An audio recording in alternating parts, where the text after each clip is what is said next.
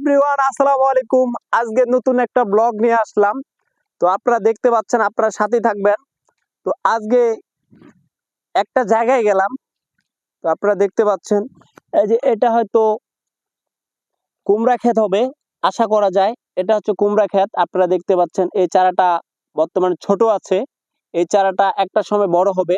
এখানে এর আগে আবাদ করা হয়েছিল কুমড়ো। তো কুমড়ো শেষ হয়ে গেছে, তো এখন আবার করে নতুন করে এই চারা রোপণ করা হয়েছে।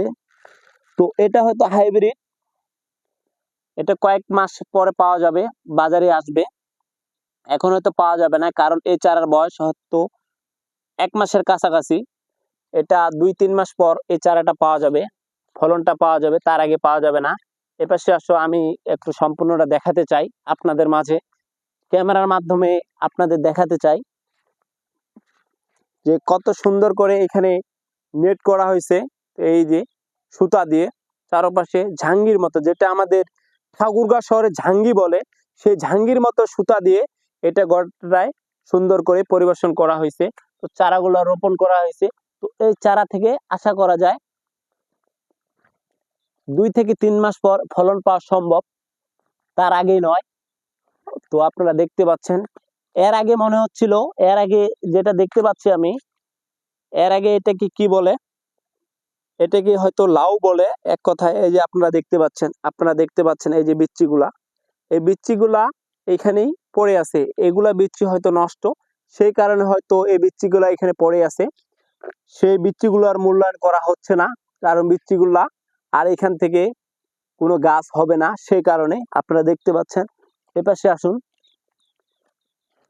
এই যে চারপাশে দেখুন আপনারা সবাই।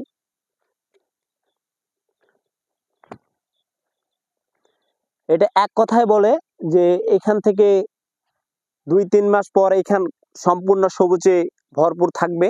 আপাতত মরুভূমির মতো দেখাচ্ছে এই বিষয়টা। এটা 2 থেকে 3 মাস পর সবকিছু সবুজে ঘেরা থাকবে ইনশাল্লাহ। আমরা 2 থেকে 2.5 মাস পর আপনাদের নতুন আরেকটা ভিডিও দেওয়ার চেষ্টা করব। তার পাশাপাশি আপনারা দেখুন যে তার পাশে যে জায়গাটা আছে, এখানে কিন্তু তেমন পানি নেই। তো এখানে পানি দেওয়া হয় সেলো মেশিনের মাধ্যমে।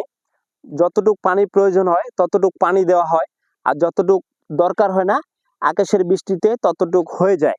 তো আপনারা দেখুন চারপাশে, এই যে এই পাশে কয়েক কয়েক কয়েকটু দূরত্ব করে এই চারাগুলো রোপণ করা হয়েছে। এটা কত ফিট হতে পারে দূরত্ব? বড় ভাই, কতটুক দূরত্ব হতে পারে এটা?